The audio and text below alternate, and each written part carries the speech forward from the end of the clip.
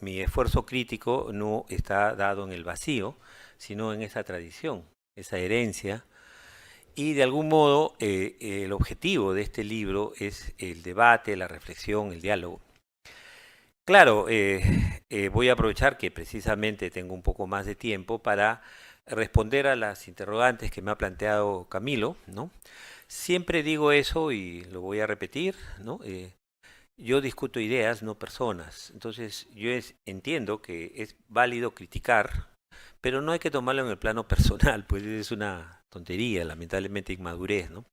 Entonces, cojo las preguntas de manera bastante abiertas y me parece una buena ocasión para aclarar algunos puntos, ¿no? Empezaré pues quizás por el último que estaba diciendo, que en realidad con respecto a la revista de crítica literaria y el juicio que emito, no está basado en mi persona o en mi valor personal de opinión, sino que reseñando estas revistas que entre el año 1975, 1980 aparecieron, Marca, ¿no? La más conocida de todas, Zurda y Jornal, reviso pues la crítica literaria en esas revistas y coincidentemente uno de los personajes que aparece constantemente es Antonio Cornejo Polar, que es permanentemente entrevistado, porque justo en ese periodo surge la revista de crítica que él dirigía y surgen diferentes números, sorprendida a la gente de que tuviera tal continuidad. Hasta el presente se continúa con esa revista y es ya un logro inmenso.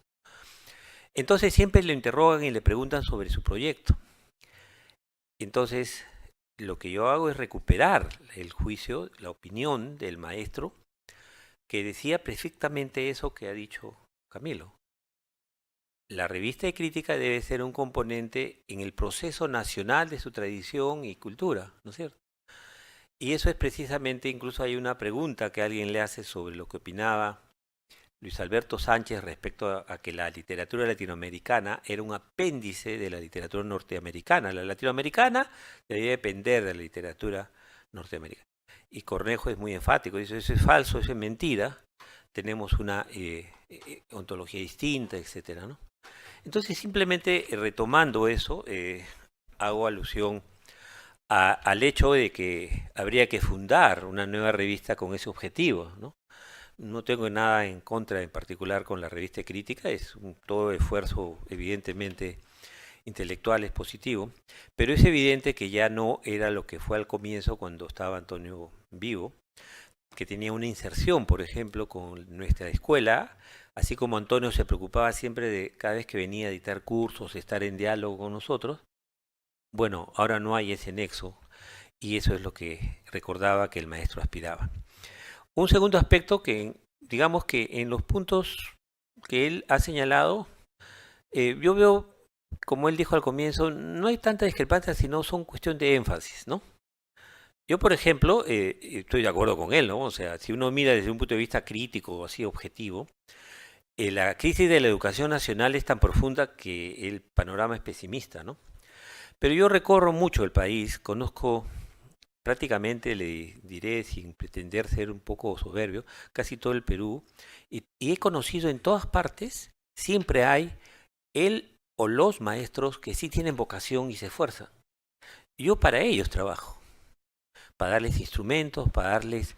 Porque en medio de los criterios que son todos absolutos, uno tiene que ser justo con los pocos que hay y que ahí están, ¿no? Y que evidentemente hay un problema estructural, un problema de decisiones más amplias, claro, pero no puedes dejarlo, porque la crítica tiene que dialogar con el hombre cotidiano, con la cultura cotidiana. Y para mí esa cultura es la cultura peruana y que no es solo limeña, ¿no? Un segundo aspecto que a mí me parece importante, que él lo dijo, ¿no? De algún modo, que no son discrepancias de fondo, sino son matices, me parece, ¿no? Eh, yo creo que para entender el tema de lo que ha mencionado, que es el mercado, ¿no? El mercado editorial, el mercado del libro, hay que entender qué está ocurriendo en nuestro país, ¿no? Como es proceso mundial globalizado, hay una transformación a nivel de la tecnología que altera todas las actividades humanas, incluyendo la artística, la editorial, todo. Hoy día tenemos un proceso donde existen y conviven, como lo digo en uno de los ensayos, dos nociones de lo que llamamos literatura. Una más ampliada, que se basa en una escritura que no es la literariedad propiamente, que busca un efecto estético, sino que es la literacidad. Usar la escritura para afirmar determinados elementos sociales, sujetos, temas, ¿no? Esa producción es la que básicamente genera un conjunto de libros, producciones, que no necesariamente son artísticas. Ahí está el tema, ¿no? Entonces, hay un mercado, claro. El mercado globalizado le interesa vender esos, no tanto las obras literarias, más bien financia las obras artísticas con esas obras que de consumo, ¿no? Y evidentemente eso distorsiona mucho, ¿no? Porque no hay un crecimiento de la lectoría en el Perú. Nosotros ocupamos, lamentablemente, el primer lugar en lectura de diarios, ¿no? Los diarios chicha que todos los choferes de los combis leen, y el último lugar en promedio de lectura de libros, ¿no? El peruano promedio no lee ni un libro al año, ¿no? 0,86, ¿no? Entonces, esa es la situación en la que debemos de algún modo establecer puntos de vista críticos, ¿no? Y un poco para no cansarlos, ¿no? Y darle ocasión para alguna pregunta, algún tipo de reflexión, a mí me parece que hay que tener presente que nosotros en realidad, los peruanos, ¿no? Tenemos una serie de problemas que no han sido superados y que ya hace un siglo atrás lo dijo Mariátegui, ¿no? Y uno de esos problemas tiene que ver directamente con la problemática cultural y literaria y artística, ¿no es cierto?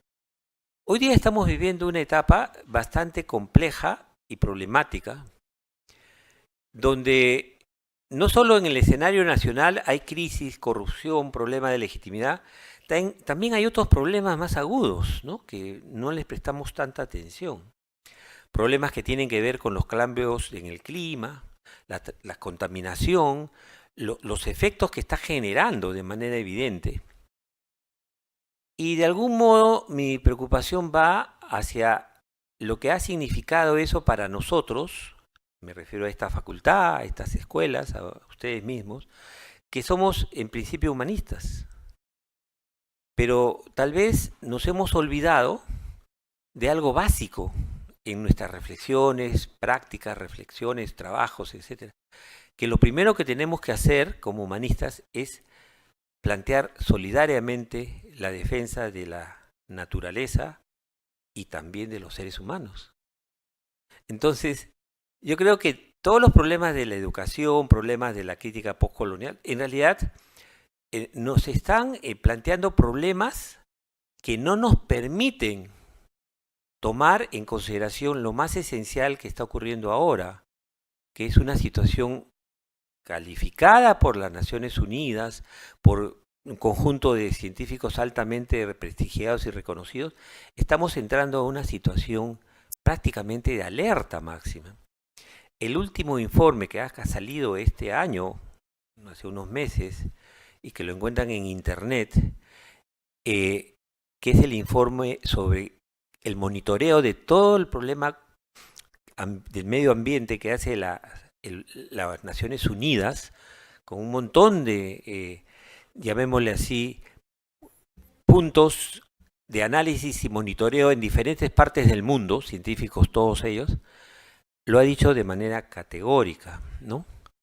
Ha declarado la voz de alarma. Si no hacemos algo claramente contundente, cuando dice eso me refiero, por ejemplo, a las movilizaciones que hay en Chile, en otras partes masivas, el planeta va a estar en el 2050 en condiciones de incapacidad para la vida, ¿no? Va a ser inhabitable. No lo está diciendo como un juicio metafórico, es el resumen del monitoreo de la problemática del cambio climático y el calentamiento global.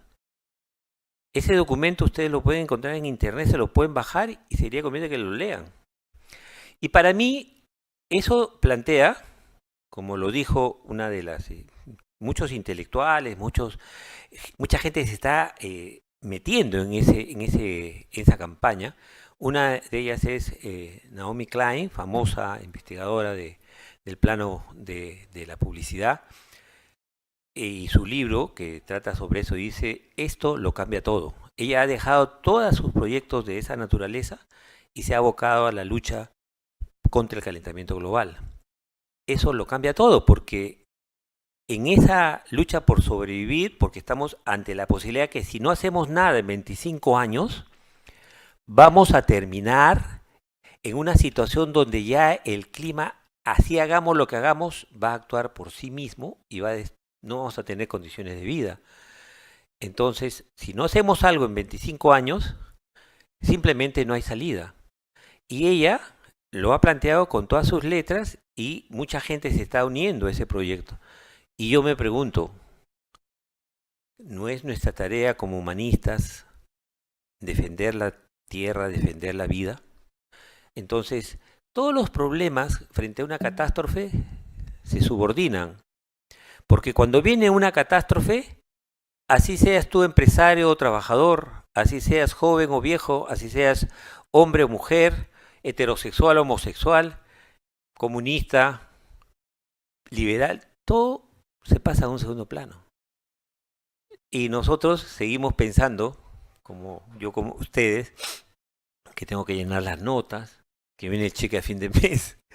Pero hay que reflexionar sobre estos documentos. No es el único documento que existe en Internet sobre esa naturaleza. Hace poco también publicaron una declaración, más de 11.000 científicos reconocidos en el mundo, y todos decían lo mismo. ¿Se piensa que había 100, 150 años? No, son los que nos queda máximo 25 años para hacer algo.